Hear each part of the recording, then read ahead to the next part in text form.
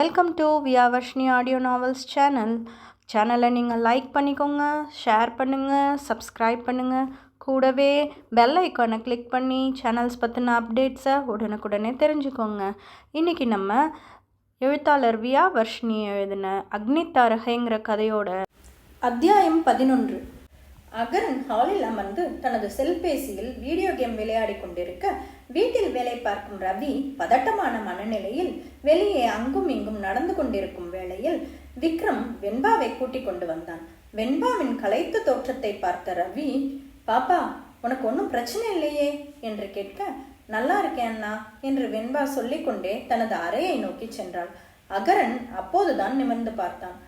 அகரன், அண்ணாவும் அண்ணியும் எங்க என்று கேட்க விக்ரம் நடந்ததை சுருக்கமாக சொன்னான்.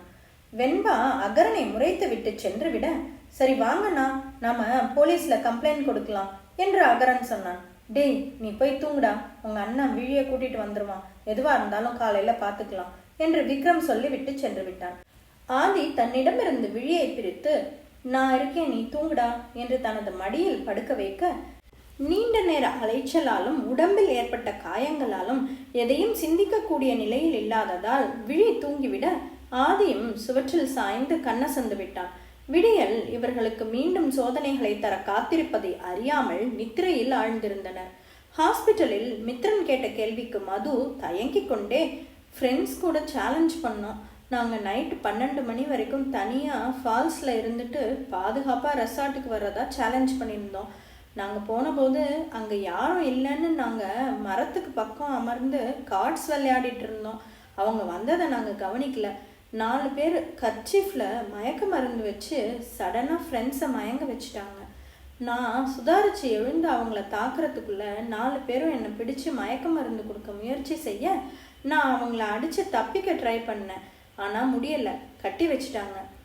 என்னை முழுசாக மயங்க வைக்க முடியாததுனால என்கிட்ட முதல்ல வர்றதா பேசிக்கிட்டாங்க. நான் யாராவது காப்பாற்ற வருவாங்கன்னு கத்திக்கிட்டே இருந்தேன். கொஞ்ச நேரத்தில் வாயையும் கட்டிட்டாங்க. ஒரு அக்கா என்னோட சத்தம் கேட்டுட்டு வந்தாங்க.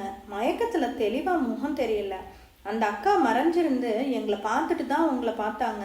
அந்த அக்கா உடம்பெல்லாம் காயத்தோடு இருந்தாங்க. எங்களை காப்பாற்ற தான் உங்கள் மேலே கல் எறிஞ்சாங்க. நீங்கள் திரும்பி பார்த்தபோது அக்காவை அந்த கேங்கில் ஒருத்தன் பார்த்துட்டு 2 பேர் துரத்திட்டு போனாங்க. நீங்கள் மரத்துக்கு பக்கத்தில் வரவும் 2 பேரும் ஓடிட்டாங்க என்று அழுது கொண்டே அந்த அக்காவுக்கு என்னாச்சுன்னு தெரியலை என்று சொன்னாள். அதுவரை பொறுமையாக கேட்டுக்கொண்டிருந்த மித்ரன் பேசி முடித்ததும் மதுவர்ஷினியின் கன்னத்தில் ஓங்கி அரைந்திருந்தான். இதை சற்றும் எதிர்பாராததால் மது மித்ரன் மீதே சரிய எழுந்து பிடித்து நேராக அமர வைத்து அவளின் அருகில் அமர்ந்து நீரை அருந்த வைத்தான். சிறிது தெளிந்ததும் மது சாரி என்று சொல்ல, யாருக்கு வேணும் உன்னோட சாரி என்று கோபமாக கேட்டான். இப்படிலாம் நடக்கும்னு நான் எதிர்பார்க்கல என்று மது சொன்னாள். நீங்க பண்ண தப்புக்கு அந்த பொண்ணு உங்களை காப்பாத்திட்டு என்ன தண்டனை அனுபவிச்சுட்டு இருக்கோ, நீ உங்க அப்பாவை வர சொல்லு, இதெல்லாம் சொல்லி தான் வீட்டுக்கு அனுமதிப்பேன் என்று சொன்னான். ப்ளீஸ் சார், எங்கள் ஃபேமிலிக்கு தெரிஞ்சா தாத்தா வெளியவே விட மாட்டாரு சார் என்று சொன்னான். குடும்பத்தில் யாராக இருந்தாலும் பரவாயில்ல, வந்த பிறகுதான் விடுவேன் என்று சொன்னான். அண்ணா வந்தா போதுமா என்று மது கேட்க, அண்ணா ஆதித்யன் அகரன் 2 பேரில் அகரன் அண்ணாவை தான் அழைத்து வர முடியும் என்று மது சொல்ல, அப்போ மிஸ்டர் ஆதித்யனை கூட்டிகிட்டு வந்தால் தான் விடுவேன் என்று மித்ரன் சொன்னான். என்ன பிளாக்மெயில் பண்ணுறீங்களா? ஆதி அண்ணா பிஸியாக இருப்பாங்க என்று சொன்னாள். அப்படி என்ன பிஸியான வேலை, தங்கச்சியை விட முக்கியமான வேலை என்று கேட்க, ஆதி அண்ணா ஆர்சி கம்பெனி எம்டி, பிஸியாக இருக்கக்கூடாதா என்று கேட்டார். அதை கேட்டதும் மித்ரன் வியப்புடன் மதுவர்ஷினியின் மீது ஆராய்ச்சி பார்வையை செலுத்தினான். ஏன் அப்படி பார்க்குறீங்க என்று கேட்க, ஆர்சி பிஸ்னஸ் மேக்னட் வீட்டு பெண் இவ்வளோ சிம்பிளாக இருக்கிறத பார்த்து மனசுக்குள்ளே பதிய வச்சுக்கிட்டேன் என்று சொன்னான். மித்ரனின் பேச்சு மதுவர்ஷினிக்கு வெட்கத்தை தர கன்னங்கள் சிவக்க குனிந்து கொண்டாள். எனக்கு ஒரு ப்ராப்ளம், அதுக்கு நீ உதவி செஞ்சேன்னா உங்கள் அண்ணாவெல்லாம் வர சொல்ல தேவையே இருக்காது என்று மித்ரன் சொன்னான். என்ன உதவி? கண்டிப்பாக செய்கிறேன், நீங்கள் இல்லைன்னா நான் இந்நேரம் உயிரோடவே இருந்திருக்க மாட்டேன் என்று மது சொன்னாள். என்னோட தாத்தா என்னை கல்யாணம் பண்ணிக்கோன்னு சொல்லி கேட்டுகிட்டே இருக்காரு. இன்னும் 1 மாதம் வரைக்கும் தான் டைம் கொடுத்துருக்காரு. அதுக்குள்ளே நீ எனக்கு நல்ல பொண்ணு பார்த்து தரியா? நானா? சரி பார்க்குறேன் என்று சொல்லிவிட்டு, பொண்ணு எப்படி இருக்கணும் என்று கேட்க, உன்னை மாதிரி அழகாக சிம்பிளாக இருக்கணும் என்று சொன்னான். அப்போ என்ன தான் கல்யாணம் பண்ணிக்கணும் என்று சொல்லிவிட்டு தலையில் தட்டி கொண்டு சாரி என்று சொல்ல, எனக்கு ஓகே தான் என்று சொல்லி சிரித்தான். எங்கள் தாத்தா ஒத்துக்க மாட்டாரு என்று சொல்ல, அதான் தெரியுமே என்று தனக்குள் சொல்லி கொண்டு, சரி நீ ரெஸ்ட் எடு, நான் டிஸ்சார்ஜ் பற்றி கேட்டுட்டு வரேன் என்று சொல்லி சென்றான். காலை கதவு தட்டும் சத்தம் கேட்டு ஆதி கண் விழித்தான். கதவை யாரோ பலமாக தட்ட விழியை கீழே படுக்க வைத்துவிட்டு கதவை திறந்தான். காட்டில் வசிக்கும் மக்கள் அங்கு ஒன்று கூடியிருக்க ஆதி கேள்வியாக பார்த்தான். அந்த கூட்டத்தில் உள்ள பெண் வீட்டிற்குள் நுழைந்து பார்த்துவிட்டு வெளியே வந்து, உள்ள ஒரு பொண்ணு இருக்கியா என்று சொன்னாள். நீங்க யார் தம்பி? பார்க்க பெரிய இடத்து பையன் மாதிரி இருக்கீங்க. ஆனா இங்க என்ன வேலை? இரவெல்லாம் ஒரு பொண்ணு கூட தனியா வேற இருந்திருக்கீங்க என்று பெரிய மீசை வைத்த பெரியவர் கேட்டார். அவங்க கிட்ட என்ன கேட்டுட்டு இருக்கிறது? நம்ம வழக்கப்படி ஊரை கூட்டி குலதெய்வம் முன்னாடி கல்யாணம் கட்டி வச்சுதான் ஊர் எல்லையை விட்டு அனுப்ப முடியும் என்று ஒருத்தன் சொல்ல அனைவரும் ஆமோதிப்பாக தலையாட்டினர். ஆதி, ஐயா நான் சொல்றத கொஞ்சம் கேளுங்க என்று சொன்னான். எதுவா இருந்தாலும் கொலசாமி முன்னாடி வந்து சொல்லு தம்பி என்றவாறு அந்த பிள்ளையும் கூட்டிட்டு தான் வரணும் என்று உரிமை விட்டு சென்றார்.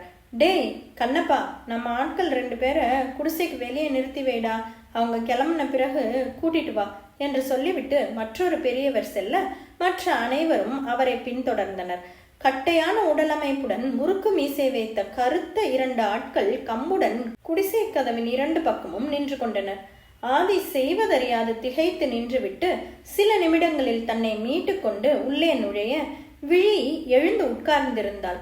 ஆதி வந்ததும் எழுந்து நிற்க, விழி அவங்க என்ன சொன்னாங்கன்னா என்று பேச்சை ஆரம்பிக்க, அவங்க உங்ககிட்ட பேச ஆரம்பிக்கும் போதே எழுந்துட்டேன் என்று சொல்லிவிட்டு ஆதியின் கன்னத்தில் ஓங்கி அறைந்தாள். இதை சற்றும் எதிர்பார்க்காத ஆதி விழியை கோபத்துடன் அடிக்க கையை ஓங்கினான். ஆதி, இந்த குடிசைக்கு எதுக்காக கூட்டிட்டு வந்த? நான் மயக்கத்துல இருந்தா என்ன?